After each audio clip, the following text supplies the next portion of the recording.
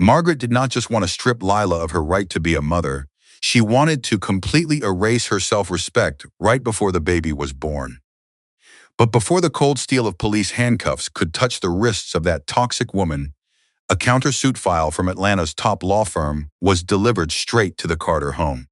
Ethan Carter, a lawyer who had saved hundreds of women from violence, now had to confront the very person who gave birth to him in order to protect his wife and child. An emergency restraining order was signed. But Ethan knew that for a person who had power running through her veins like Margaret, this was only the opening shot of an impending major crisis. Welcome to today's story. If you enjoy emotional drama and shocking twists, don't forget to like this video and subscribe for more unforgettable stories. And before we begin, let me know where you're watching from in the comments.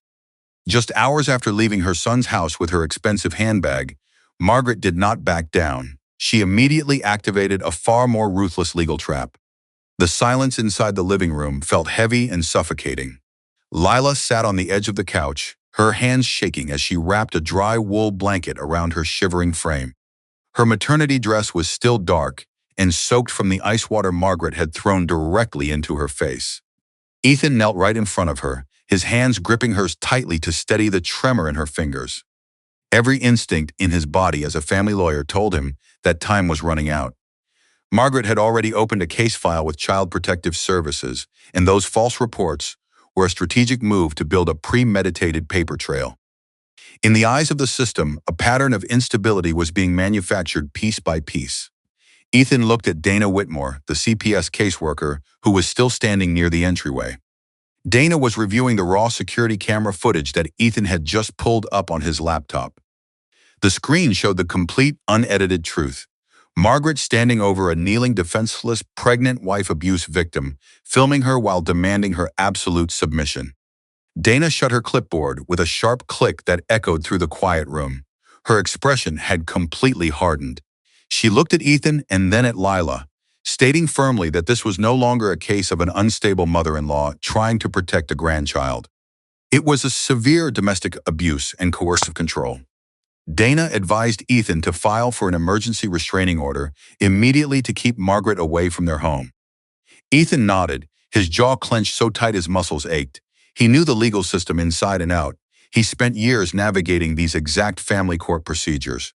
But handling a crisis for a client was completely different from watching your own mother attempt a calculated destruction of your family. He reached for his phone, dialed his office, and instructed his senior paralegal to draft the emergency injunction petitions for the Fulton County Superior Court. By midnight, the paperwork was finalized and filed electronically through the court's emergency portal. The legal pressure was set. The temporary order mandated that Margaret Carter must stay at least 500 feet away from Ethan, Lila, and their property. If she violated the boundary, she would face immediate arrest. Ethan sat back down on the couch and pulled Lila close to his chest. For the first time in months, her posture relaxed slightly. She whispered that she had actually believed Margaret's threats, thinking she was truly unfit to be a mother because of the constant psychological warfare. Ethan stroked her damp hair, promising her that dignity and self-respect were things his mother could never steal from them again. They were going to establish healthy boundaries in this relationship, no matter what it cost his career or his social standing in Atlanta. But the peace did not last until morning. At 6 o'clock, Ethan's phone erupted with multiple incoming calls and text messages. It wasn't Margaret. It was his Uncle Robert, the self-proclaimed patriarch of the extended Carter family. Robert's voice was booming and full of aristocratic fury the moment Ethan answered. He demanded to know how Ethan could treat his own mother like a criminal over a domestic misunderstanding. He stated that blood was thicker than water, and that publicizing a family dispute would ruin the Carter name in the corporate real estate sector. Ethan listened to the toxic corporate pressure dinned into his ears. He replied coldly that his mother had physically and emotionally abused his pregnant wife. He had the video proof to destroy any false narrative. Robert snorted, dismissive of the trauma, and told Ethan that family loyalty required him to drop the restraining order immediately or face absolute isolation from the family business network. Ethan hung up the phone without another word and immediately blocked his uncle's number. Within the next 2 hours, 10 more relatives called, leaving furious messages. His Aunt Patricia, his cousins, and even his mother's close associates from the Buckhead Country Club joined the fray. They were all spinning Margaret's version of the story. A devoted mother who was simply trying to guide an erratic, low-income girl, only to be thrown out by an ungrateful son. The family pressure was intense, a suffocating wall of old money arrogance designed to make Ethan break. He looked at Lila, who was watching him from the breakfast table, her eyes wide with fresh worry. He realized that this was exactly how his mother operated. She weaponized the family structure to crush anyone who dared to challenge her control. By noon, the situation escalated further into the legal arena. A courier arrived at the front door, delivering a stack of legal documents. Margaret hadn't panicked over the restraining order. Instead, she hired Gregory Whitmore, one of the most ruthless and expensive high-asset attorneys in the state. The documents revealed a ruthless countersuit. Margaret was filing a lawsuit suing Lila for defamation and intentional infliction of emotional distress, demanding $500,000 in damages. But the sharpest blade in the paperwork was an emergency motion for a pre-birth custody intervention and a mandatory psychiatric evaluation for Lila. The petition alleged that Lila was experiencing a severe psychiatric crisis, making her an unfit parent who posed an immediate danger to the unborn child. Ethan paced his home office, his eyes scanning the aggressive legal briefs. Gregory Whitmore had attached a confidential addendum to the motion. It was a formal ultimatum meant only for Ethan's eyes. The brief stated that their medical forensic team had uncovered a piece of Lila's past from a clinic in Savannah. Years ago, before she met Ethan, Lila had been hospitalized briefly for situational depression following the sudden loss of her father. Margaret's legal team was planning to weaponize this vulnerability, presenting it to a judge as proof of chronic, lifelong mental instability. They were turning her grief into a trap to strip her of her child the moment she delivered. The realization hit Ethan with a cold, sinking certainty. This was never a sudden explosion of family drama. It was a premeditated legal transaction designed to erase Lila entirely and secure control of the grandchild. The boundary between his career and his survival was completely gone. He walked back into the living room, holding the documents tightly. Lila looked up, noticing the paleness of his face. She asked softly if they were going to lose the baby. Ethan knelt beside her, taking her trembling hands into his. He told her with absolute determination that they would fight this together in open court, and that her dignity as a human being would be defended by the best family lawyer in the city himself. Just as he spoke, his laptop chimed with an official electronic notification from the Fulton County Family Court System. The case file had been updated by the clerk's office. Judge Patricia Okonquo, a fair but notoriously strict no-nonsense judge, had accepted Margaret's emergency motion. She scheduled an expedited mandatory pre-birth custody and competency hearing for the following Monday morning. Ethan stared at the digital display as the weight of the ticking clock settled over the room.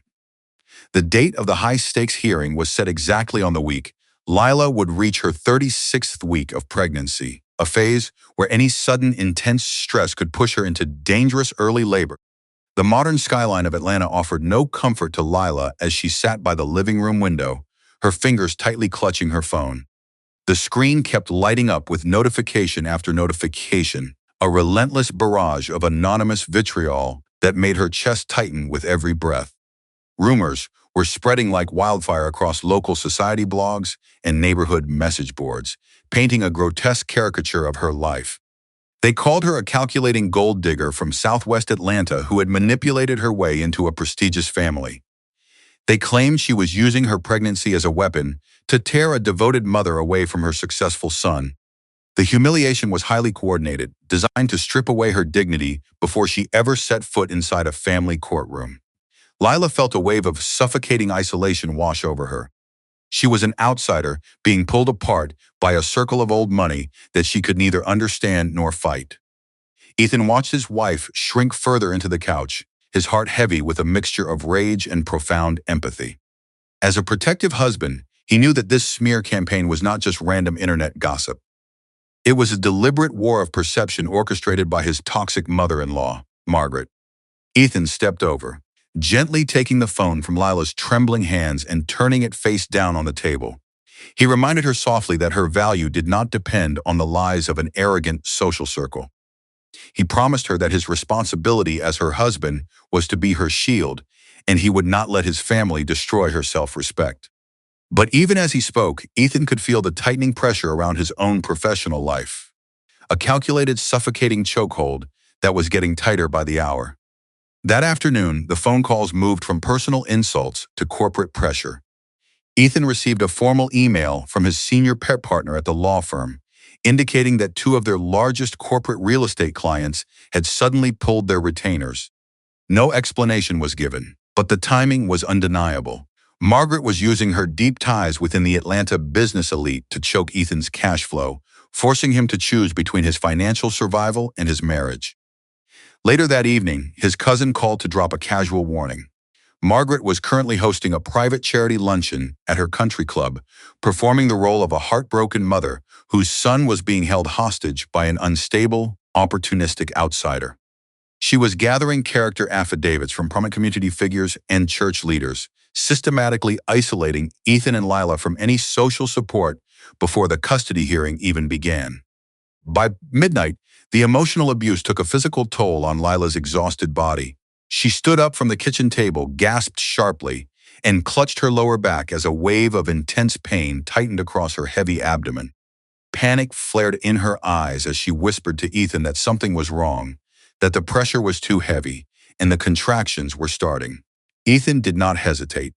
He grabbed their packed emergency bags and guided her carefully to his vehicle, his hands shaking as he started the engine. He knew that entering a major hospital under their real names would immediately tip off Margaret's legal spies. To protect her privacy and shield her from further family humiliation, Ethan checked her into the high-security wing of Atlanta Medical Center under an assumed name, providing cash payments to avoid insurance tracking. The sterile white walls of the hospital room offered a temporary sanctuary, but the psychological fog inside Lila's mind was beginning to lift. The monitors beeped softly, tracking the irregular rhythm of what the obstetrician confirmed were severe, stress-induced Braxton Hicks contractions. Lila lay back against the pillows, her pale face catching the sharp fluorescent light. She looked at Ethan, who was pacing the small room like a caged animal, his eyes bloodshot with exhaustion. In that quiet room, surrounded by the reality of their survival, something shifted inside Lila. The fear that had kept her small and silent for months began to harden into an unyielding sense of self-respect and legal clarity. She told Ethan firmly that she was done hiding in hotel rooms and hospital beds, performing the role of the fragile victim Margaret wanted her to be. She stated that she would walk into that courtroom next week on her own 2 feet because she would not let that toxic woman make their child ashamed of her mother. Lila's awakening provided Ethan with a renewed sense of focus, anchoring his resolve to prepare for a ruthless counterattack.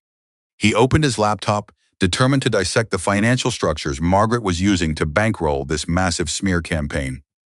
As a sharp attorney, Ethan didn't guess. He analyzed, tracing the digital footprints of the public relations firm that had been targeting Lila online. He spent hours pulling public records, business licenses, and tax documents, digging through layers of corporate entities. Around 3 a.m, his forensic tracking hit a massive hidden breakthrough. He discovered that the hundreds of thousands of dollars funding the PR campaign and paying Gregory Whitmore's legal retainers were being funneled through a specific private real estate shell company registered in Delaware. Ethan stared at the glowing monitor, his breath catching as the corporate names on the screen triggered a buried memory from his childhood. The Delaware shell company was completely owned and controlled by Margaret, but the primary funding accounts tied to it had been completely frozen for nearly 30 years. Ethan called the private detective he had hired to assist with the investigation, his voice low and urgent in the quiet hospital room. The private detective promised to pull the unedited historical archives from the Georgia Department of Revenue by morning. Ethan sat in the dim light, watching Lila sleep peacefully for the first time in days, his mind spinning with the realization that the fortune Margaret used to establish her high society status was built on a massive, unspoken family secret. Just after dawn, a secure, encrypted file was delivered directly to Ethan's inbox from his private investigator. Ethan opened the document, his eyes widening as he read through the old tax transcripts and police incident reports from 1996. The private detective added a short, chilling note at the bottom of the page, indicating that the Delaware Corporation was not a legitimate real estate business at all. It was a sophisticated financial vault used to hide a massive amount of assets that had vanished right before Ethan's father had married Margaret decades ago. Ethan gripped the edge of the desk, realizing he had just uncovered the ultimate leverage, a devastating hidden crime that could dismantle his mother's entire empire and send her to federal prison if brought before a judge. The soft rhythmic masking hum of the medical equipment filled the hospital room as dawn broke over Atlanta. Ethan sat at the edge of his chair, typing silently on his laptop, his face illuminated by the pale blue light of the screen. He kept his eyes moving back and forth between his research and Lila, who was sleeping peacefully under the dry wool blanket. The Braxton Hicks contractions had finally subsided, leaving her exhausted but safe. The hidden clues his private detective had dug up from the Georgia Department of Revenue were sitting in his inbox, waiting to be analyzed. Ethan was a forensic accountant by training before he ever went into family law, and his brain did not guess. It analyzed data. Looking at the digital sheets of the Delaware Asset Trust, he felt a wave of cold focus wash over him. This corporate entity wasn't a standard investment mechanism. It was a carefully constructed vault hiding an old unspoken family secret. Ethan knew he had exactly 24 hours to gather his documentation before Gregory Whitmore launched his next aggressive push in family court. He reached out to his investigator, instructions crisp and urgent, demanding a complete look into the 1990s tax registries of the Carter estate. The paper trail for the Delaware Shell Company led back to a specific nonprofit organization called the Georgia Children's Hope Foundation, which had suddenly dissolved 30 years ago. According to the old microfilm records, the foundation's primary financial vault had been completely emptied right before his mother married his father. The official story at the time was a tragic warehouse fire that burned down the entire ledger, destroying all transaction evidence. But looking at the timestamps of the bank registries, Ethan realized the corporate restructuring happened exactly 48 hours before the blaze. The deeper he dug, the more the pieces of the puzzle began to reveal a ruthless, calculated financial fraud that went far beyond basic family control. Ethan found an old, non-digitized ledger entry showing that Margaret had served as the chief treasurer of that children's foundation in 1996. She had used her position of trust to systematically divert financial assets away from underprivileged children, filtering the money through the Delaware Shell Company to establish her own high society pedigree in Buckhead. It was a massive federal crime, a literal honeypot built on the trampled on of the most vulnerable human beings. This wasn't just a toxic mother-in-law meddling in her son's home anymore. This was a professional syndicate of lies that had remained hidden for 3 decades. But to make these findings an unbreakable shield before Judge Okonquo, Ethan needed the primary source codes, the unedited bank statements showing the exact flow of stolen money. The private detective texted him with a new lead, a name that made Ethan's breath hitch in his throat. An old, retired accountant named Arthur Vance was living completely isolated in a quiet compound outside Savannah. Arthur had been the junior auditor for the foundation back in 1996. He was the person Margaret had publicly blamed for the warehouse fire, effectively pushing him into a federal prison sentence while she walked away with millions. Ethan stood up, looking at Lila, who was now awake and watching him with clear, determined eyes. He kissed her forehead, telling her he had to drive down to Savannah immediately to secure their ultimate leverage. He reminded her that family responsibility meant standing as a protective husband, no matter how deep the rot ran in his own blood. The drive down Interstate 16 was heavy with tension and an accumulation of pain. Ethan kept his mind locked on the legal strategy, his phone connected to his office as his paralegals monitored the court docket. Meanwhile, back in Atlanta, Margaret's legal team was already finishing their own trap. Gregory Whitmore filed a supplemental affidavit to the family court, introducing fabricated witness statements from former domestic workers. The manufactured declarations falsely claimed that Lila had exhibited aggressive behavior, throwing an empty glass during a panic episode in the Buckhead residence. They were systematically refining their narrative of instability, trying to project a picture of mental deterioration to force the judge into signing an emergency custody order. When Ethan arrived at the quiet compound in Savannah, he found Arthur Vance sitting on a porch, surrounded by old files and memories. The elderly man looked thin and gray, his face etched with the raw bitterness of a life stolen by a wealthy dictator. Ethan did not minimize the trauma. He sat across from the old accountant, introducing himself as a lawyer seeking the absolute truth. At first, Arthur was defensive, stating that the Carter family had already destroyed his reputation and his career decades ago. But Ethan leaned forward, speaking with a level of human depth and empathy that made the old man look up. Ethan explained that his own pregnant wife was now being targeted by the exact same ruthless manipulation, her dignity and her child threatened by Margaret's endless greed. The shared history of pain created a sudden emotional turn inside the small room. Arthur stood up, his hands shaking as he moved to an old cedar chest in the corner of his office. He pulled out an old, dusty hard drive that he had kept hidden for 30 years as a fail-safe protocol. Arthur handed the drive to Ethan, his voice cracking as he delivered the unspoken dossier. He stated that the drive contained the unedited transaction registries of the Children's Foundation from 1996, proving Margaret personally approved the asset transfers to her Delaware accounts right before the fire. This was the exact evidence Ethan needed, a direct, irrefutable link that would expose his mother as a corporate thief before the entire Atlanta elite. Ethan thanked the old accountant, gripping the drive tightly as he walked back to his vehicle. He felt a profound sense of humanitarian urgency. Justice wasn't just about winning a custody battle anymore. It was about exposing an unpunished crime that had shattered innocent lives. He started his car, dialing Marcus Harmon, his senior co-counsel, to prepare the reactive motions for Monday morning. The counterattack was fully armed, the math of his forensic accounting showing that his mother's high society pedigree was completely built on sand. He could feel the anticipation of a strong revenge payoff thrumming through his veins as he neared the Atlanta city limits. Just as his vehicle pulled up to his downtown law office to compile the final exhibits, his phone erupted with a screaming alarm notification directly from the AMC hospital network.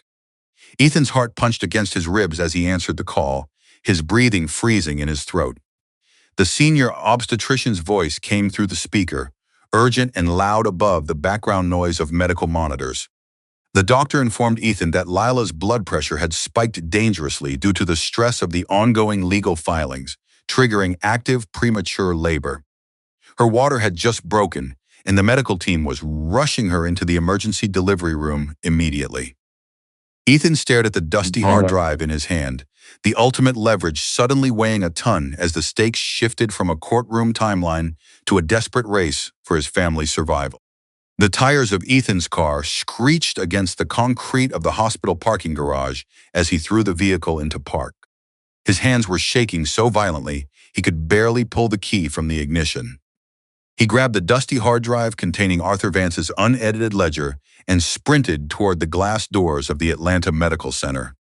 The clinical, sterile scent of antiseptic hit his nose, a sharp contrast to the suffocating panic tightening around his chest. Lila was only 37 weeks pregnant. She was enduring a labor that should not have started yet, a physical crisis triggered entirely by the ruthless psychological warfare launched from the Buckhead mansion. Ethan slammed his hand against the elevator button, counting the agonizing seconds as the light slowly ticked upward toward the maternity ward.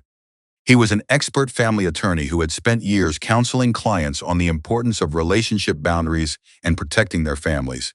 But standing in this cold hallway, he felt stripped of his professional armor, left only with the raw, terrifying responsibility of a father and a husband.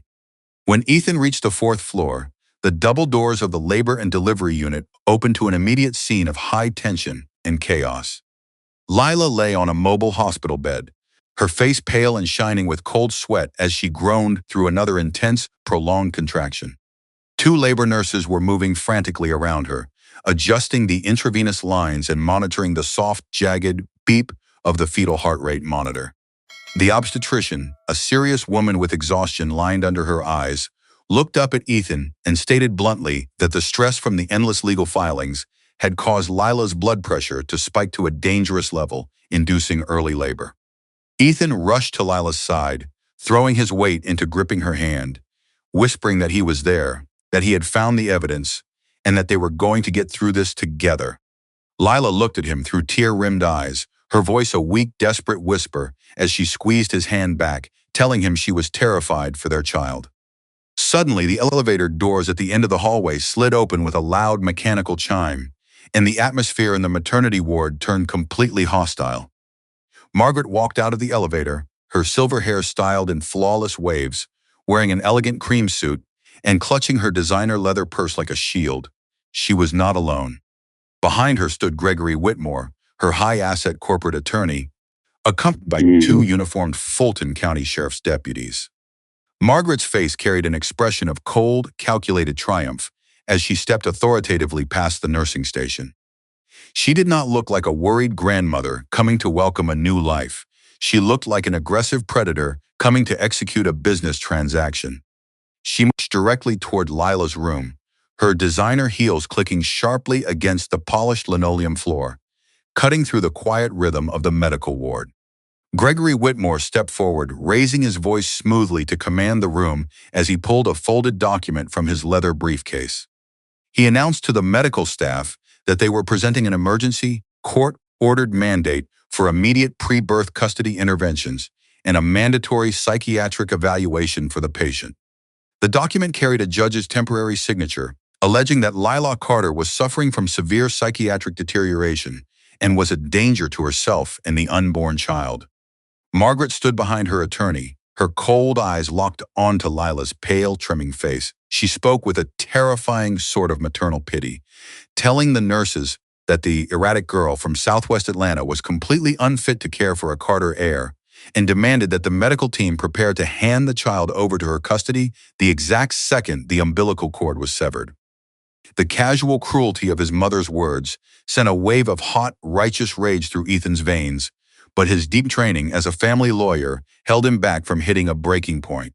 He stood up from Lila's bed, moving his frame directly into the doorway to physically block the entrance, using his stature as an absolute wall between his mother and his wife.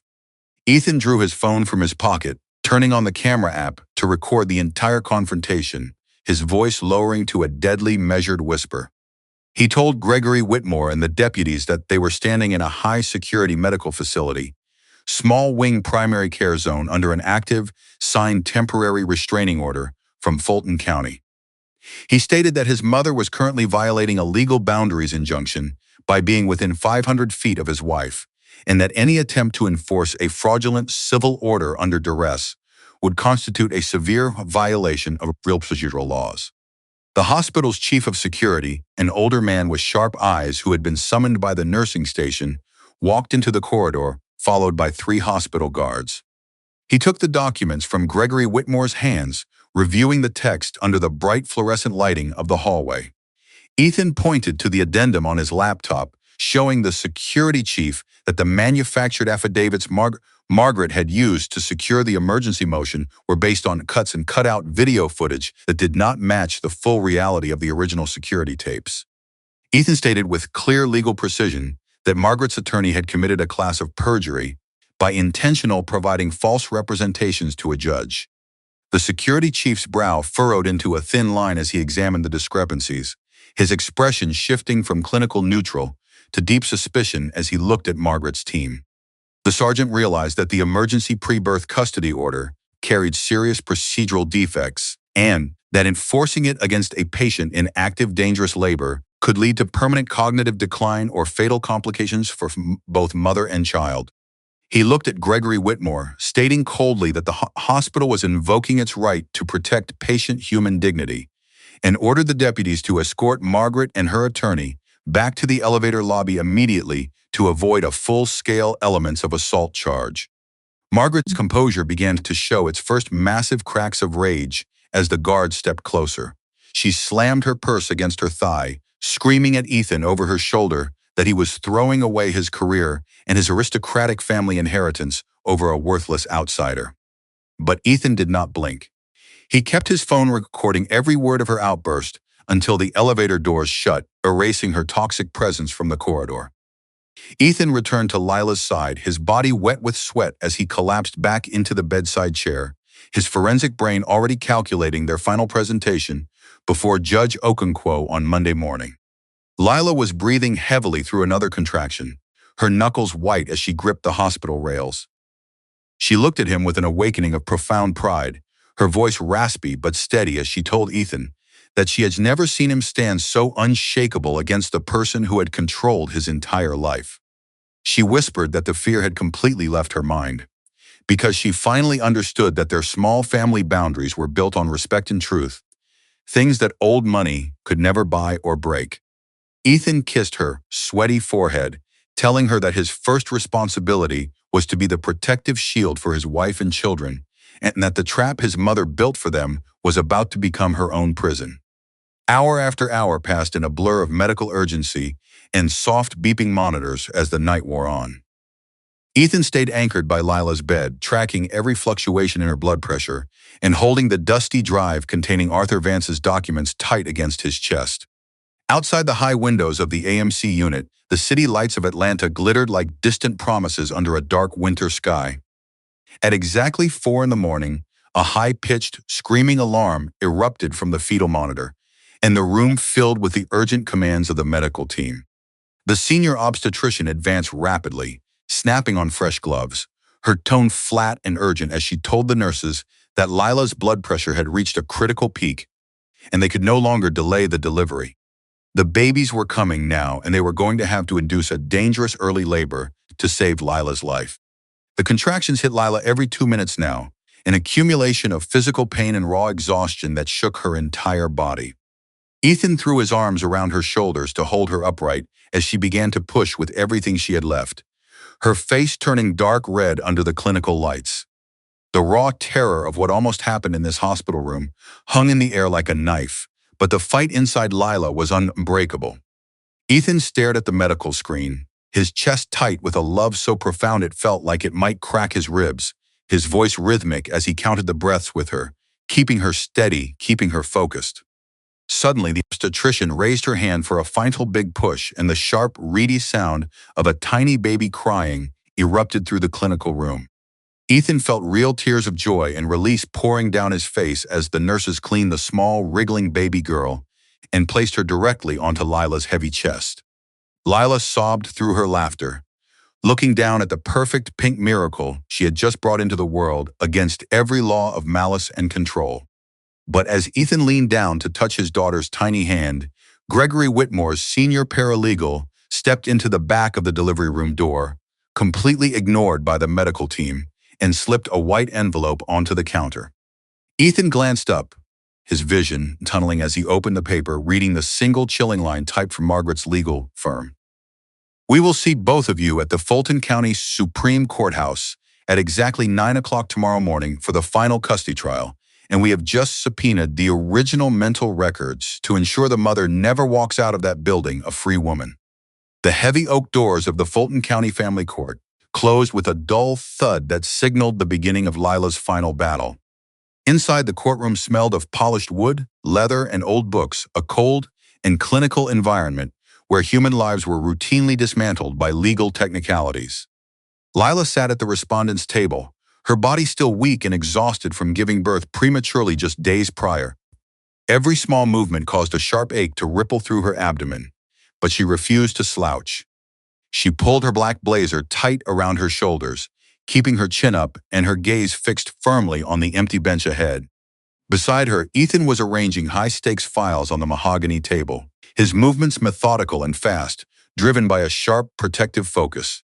He occasionally reached over to squeeze Lila's hand, his touch warm and grounding. This was family court, a place where his mother believed her money and old connections could buy ownership over their newborn daughter's life. Across the aisle, Margaret sat at the petitioner's table like a queen presiding over a fallen court. She was dressed in an immaculate dark designer suit, her pearls reflecting the bright fluorescent lighting above. Beside her sat Gregory Whitmore, whispering confidently into her ear as he flipped through a massive stack of carefully tabbed medical documents. Margaret looked over at Lila with cold eyes, an unreadable expression that held absolutely no maternal warmth, only a sense of aristocratic ownership. Behind them, filling every available space on the wooden benches of the gallery, sat the extended Carter family. Aunts, uncles, and wealthy cousins from Buckhead whispered behind raised hands, casting judgmental glances at Lila's simple outfit and humble origin. The family humiliation was deep, an oppressive wall of high society bias designed to break Lila's spirit before the judge even entered the room. "All rise," the bailiff announced loudly, cutting through the tense atmosphere of the room. Everyone stood as the Honorable Judge Patricia Okonquo walked into the courtroom, her black robe flowing behind her as she took her seat behind the elevated bench. Judge Okonquo shifted her reading glasses, her sharp eyes missing nothing as she surveyed both tables. She opened the case file, scanning the emergency petitions in heavy silence. Judge Okonquo was famous in Georgia for being fair, no nonsense, and entirely allergic to legal theatrics or wealthy intimidation tactics. She looked up, her tone cooling as she called the room to order, officially opening the hearing for custody arrangements and maternal competency evaluation. Gregory Whitmore stood smoothly, buttoning his tailored jacket as he addressed the court. He stated that his client, Margaret Carter, was proceeding with a motion for immediate full custody of the minor child due to the severe psychiatric instability of the respondent. He turned, projecting his voice toward the gallery as he activated a tablet connected to the courtroom monitors. Gregory presented the cut and edited video footage from Part 1, deliberately painting a picture of Lila as a hysterical, erratic, and deeply unhinged woman who could not self-regulate. He introduced the Savannah medical transcripts as their primary weapon, arguing that Lila's history of depression proved she lacked the mental capacity to provide a stable household for a child. The narrative was ruthless and carefully designed, a calculated distortion of a mother's past grief meant to destroy her credibility in open court. Lila gripped the edge of the table, her knuckles turning white as she watched her private trauma displayed on the screens. The whispers from the Carter clan in the gallery grew louder, low hisses of disdain that made her vision tunnel with panic. For a split second, she felt the old suffocating fear clawing at her chest, threatening to pull her back into the fog. But she looked down at the empty space in her arms where her daughter should have been, and something inside her shifted completely. The vulnerable girl who had quired under Margaret's abuse spirit was gone. Lila took a slow, measured breath, keeping her expression composed, professional, and entirely neutral. She looked directly at Judge Okonquo, her eyes steady, holding on to a deep sense of dignity and inner value that no old money manipulation could ever diminish. When Gregory Whitmore finished his opening arguments, he sat down with a smirk of absolute satisfaction, confident that the manufactured evidence was enough to seal Lila's fate. Judge Okonquo made a slow note in her file, then turned her sharp gaze to the respondent's table. She asked Ethan if the defense had any immediate witness testimony or evidence to refute these severe psychiatric claims. Ethan stood up smoothly, his posture absolute, his voice carrying the calm clarity of an expert family attorney who had waited for this exact moment to strike. He stated clearly that the narrative presented by the petitioner was not a case of maternal concern, but a systematic campaign of domestic abuse and emotional manipulation designed to exploit a vulnerable family structure. He then requested permission to call their primary character witness to the stand, Child Protective Services caseworker Dana Whitmore. Margaret's smile vanished just a fraction as Dana walked forward, stepping authoritatively onto the witness stand. Dana took the oath, adjusted her glasses, and looked directly at Judge Okonquo, ignoring Gregory Whitmore's sharp glare. Ethan approached the witness stand, his short sentences creating a rhythmic, tense pause in the room. He asked Dana to detail her professional findings regarding the environment within the Carter household. Dana cleared her throat, her voice carrying a weight that completely silenced the gallery. She stated under oath that her thorough investigation had revealed no signs of maternal neglect or psychiatric instability from Lila. Instead, Dana advanced her testimony, concluding with absolute certainty that the Carter residence was a hostile scene of severe, premeditated psychological violence initiated entirely by Margaret. Dana opened her official CPS file, presenting the raw, unedited security footage Ethan had secured during the hospital confrontation. The monitors changed, displaying the full truth. Margaret using her wealth and connections to bypass hospital protocols, verbally abuse a woman in active labor, and attempting to seize a newborn child through fraudulent legal means. The courtroom went stone cold. The casual cruelty in Margaret's filmed voice was undeniable, exposing her not as a worried grandmother, but as a controlling dictator who valued ownership over human life. Judge Okonquo leaned forward, her jaw tightening as she watched the unedited video, her skepticism turning into visible professional fury. The balance of power in the courtroom began to tilt dangerously.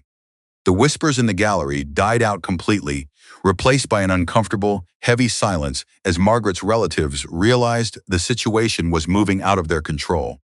Gregory Whitmore stood quickly, attempting to deflect by requesting a brief recess to review the supplemental medical records, but Judge Okonquo raised her hand flatly, shutting him down without a single drop of mercy. She looked down at Margaret, whose face had gone from aristocratic confidence to a pale grayish shock. The trap the malicious mother-in-law had spent months building for Lila was starting to crack from the inside. Judge Okonquo set her pen down with a sharp thud that echoed through the oppressively quiet room. She turned her gaze to Ethan, her expression unreadable but absolute. She stated that the court had seen enough of the petitioner's manufactured symptoms, but before she could rule on the competency motion, she required a complete, transparent disclosure of the reactive points from the defense. Ethan stepped back to his table, his fingers brushing against the dusty hard drive containing Arthur Vance's 30-year-old financial dossier. He looked directly into his mother's wide, terrified eyes, his voice steady, carrying the weight of a final reckoning. He looked at the judge, stating with cold focus that the petitioner was not eligible to stand in this family court because the entire fortune she used to finance this litigation was built on a massive federal crime. The word crime echoed through the courtroom, dropping like a lead weights into the absolute silence. Margaret's aristocratic posture shattered in a single split second. Her hands gripped the polished edge of the petitioner's table so hard her diamond rings clicked against the wood. Across the aisle, Lila watched her, her breathing shallow but her mind completely clear for the first time in months. Ethan stood tall, his fingers resting firmly on the dusty hard drive he had brought back from Savannah. He looked at Judge Okonquo, his voice low, rhythmic, and laced with absolute certainty. He stated to the court that the Delaware shell company financing this predatory litigation was funded by millions of dollars systematically stolen from the Georgia Children's Hope Foundation in 1996. Gregory Whitmore rose quickly, his expensive Tom Ford suit tightening as he raised a shouting objection. He demanded that Judge Okonquo strike Ethan's statement from the record, calling it a desperate, defamatory attack designed to distract from the mother's psychiatric evaluation. But Judge Okonquo raised her hand for absolute silence, her facial expression glacial as she stared at the defense table. She removed her reading glasses, looking directly at Ethan. She asked him if he had concrete primary source documentation to back up a corporate fraud accusation of this scale. Ethan nodded once, his jaw clenched, and slid the drive across the table to the bailiff. He explained that the drive contained the unedited transaction registries signed by Chief Treasurer Margaret Carter exactly 48 hours before the Foundation's headquarters went up in flames. The computer screens across the courtroom blinked, activating the encrypted files in real time. Huge spreadsheets filled the monitors, displaying thousands of lines of financial transactions from 30 years ago. Judge Okonquo leaned forward, her eyes scanning the columns of numbers with the razor-sharp precision of a seasoned jurist. The ledger entries showed a pattern of systematic asset diversion, moving money directly from children's medical funds into private bank accounts owned by Margaret. Then, Ethan introduced the final piece of leverage, the sworn, notarized affidavit from Arthur Vance. Arthur's statement detailed exactly how Margaret had used corporate pressure to frame him for the arson, destroying his humanity while she built her social honor in Buckhead on stolen money. A collective gasp rippled through the gallery where the extended Carter family sat. The aunts and uncles, who had spent the morning whispering cruel insults about Lila's background, suddenly went dead silent, their faces turning completely gray. The toxic family structure that had felt like a suffocating wall for months was fracturing piece by piece before their eyes. Margaret spun around to face her family, her composure completely gone, her chest heaving with desperate rage. She hissed at Gregory Whitmore to do something, to use his connections, to call the judges he golfed with. But Whitmore sat back down slowly, his face pale as he stared at the irrefutable paper trail on his monitor. He was a high-asset corporate lawyer, and he knew a federal dead man's hand protocol when he saw one. Lila felt a profound wave of relief wash over her, a healing clarity that mended months of psychological trauma. She looked at the woman who had thrown ice water in her face, the woman who had tried to steal her self-respect and her newborn daughter, and realized Margaret was completely powerless now. True values and healthy boundaries were finally being established in this relationship. Not with weapons, but with the cold weight of the truth. Lila sat tall, her hands resting protectively over her abdomen, her human dignity completely restored in open court. She realized that family responsibility didn't mean carrying your parents' rot. It meant breaking the cycle of abuse to protect the next generation. Judge Okonquo slammed her gavel down with a thunderous crack that shook the wooden podium. She looked at Margaret, her voice carrying a dangerous glacial control that left no room for legal theatrics. She stated that she had seen many cases of coercive control, but using a fortune stolen from underprivileged children to bankroll a malicious custody intervention against a defenseless pregnant wife victim was deplorable. Judge Okonquo denied Margaret's emergency competency motion with prejudice, officially closing the case file on her attempts to seize the child.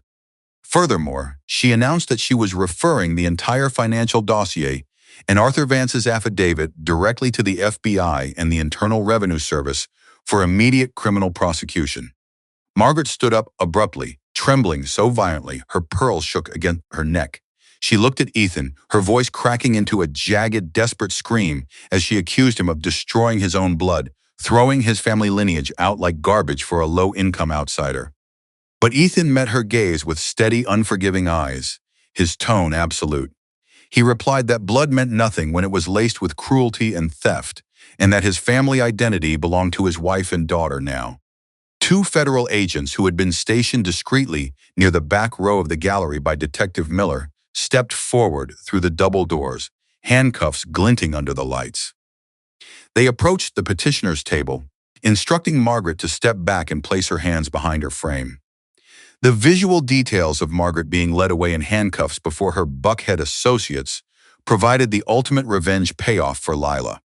Her heels clicked weakly against the marble floor as the agents escorted her toward the side exit, her social honor completely liquidated in a matter of minutes.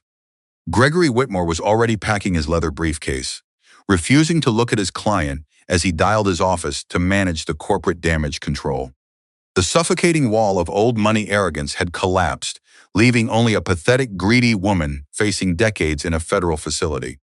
Ethan sat back down beside Lila, pulling her close to his chest as she let out a long, shuddering breath of true freedom. But as the courtroom began to empty of reporters and relatives, Ethan's office phone buzzed with an electronic notification from his senior paralegal back at the firm. Ethan opened the text message, his expression shifting from victory to intense, fresh confusion in the span of a single second. The paralegal had attached a live digital tracking file from the Delaware Shell Company's primary funding accounts. While the federal agents were arresting Margaret in court, someone was currently accessing the frozen vault from a hidden terminal located inside the Atlanta Medical Center.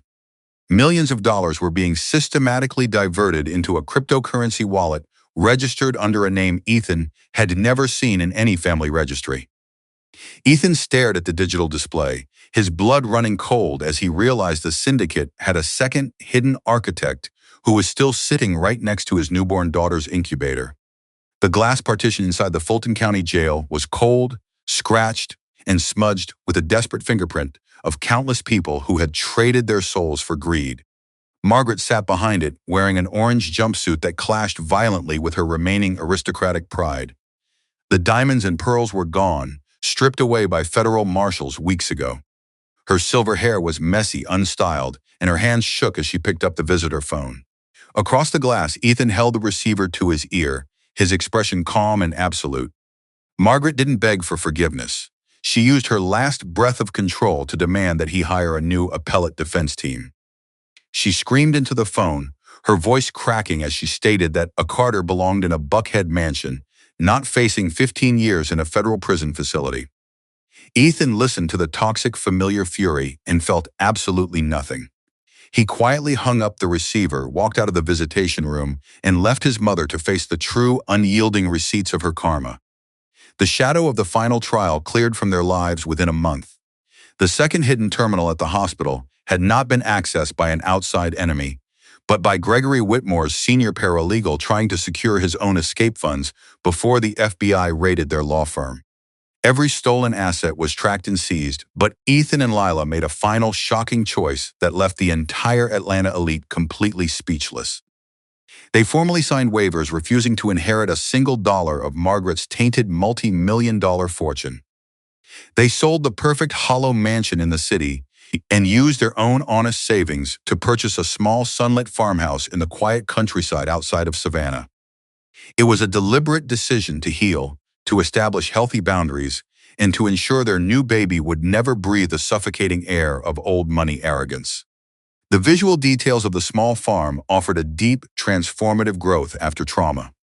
Sunlight slanting through ancient oak trees, fresh green grass stretching toward a white wooden fence, and a simple porch where code lines and legal briefs were replaced by the soft, natural sounds of the wind. One evening, Lila's mother, the very woman Margaret had publicly trampled on and labeled as low-income and non-aristocratic, arrived at the farm. She walked up the steps with tears of pure joy streaming down her face, her arms open wide. Lila gently handed her newborn daughter into her mother's worn, hard-working hands. There was no calculation here, no transaction, no manufactured paper trail. There was only a real, long-awaited reunion built on pure, unyielding family responsibility and love. During their first weekend at the farm, Ethan found an old, dust-covered cedar chest containing his father's personal keepsakes. Tucked beneath some old law books was a handwritten letter from decades ago, an unspoken message left behind before his father's sudden passing. In the fading ink, his father confessed the raw, painful reality of his entire existence. He had spent his marriage as a psychological prisoner, his self-respect and identity completely erased by Margaret's relentless, calculated control. He wrote directly to his son, "If you ever find a woman you truly love, find the strength to stand your ground and smash through your mother's cage. Don't be a coward like me. Defend your family's human dignity at all costs." Ethan wept as he read the words, finally understanding that his legal fight wasn't just a betrayal of his family identity, but the fulfillment of a father's dying wish. Lila walked out onto the porch as the sun began to set, casting long golden geometric patterns across the wooden floor. She sat down on the glider chair, cradling little Marina Rose close to her chest. For the first time in her entire life, her breathing was steady, her frame relaxed, and the lingering cloud of paranoia had completely vanished into the clear country air. She had traveled a long, agonizing healing journey, climbing back from rock bottom to reclaim her name, her self-respect, and her absolute dignity as a mother. She was no longer an outsider, performing for someone else's artistic validation. She was an independent woman who had established the final, unbreakable boundary of her life. The nightmare was officially over, and the baseline of their existence had finally returned to peace. Lila looked out at the falling shadows of the evening, her fingers wrapped around a warm glass cup. The chamomile tea on her lap was just tea now, pure, safe, and completely transparent. There were no hidden glass vials in the gym bag, no secret cameras tracking her moves, and no structural traps designed to make her disappear. They had broken the cycle of abuse and emerged completely, utterly free into the light. For Lila, this final touchpoint was proof that while predators will always underestimate the inner strength of their prey, truth is a grandmaster that always keeps the ultimate balance, because karma always keeps the receipts. Thank you so much for walking alongside Lila and Ethan through this heartbreaking journey of survival, justice, and profound emotional turn. If this story reminded you that self-respect and truth can dismantle even the most calculated traps, please leave a comment with favorite city and share your thoughts on Lila's ultimate counterattack. Stay safe out there and join our Vengeful Hearts community so you never miss our upcoming unforgettable stories of resilience.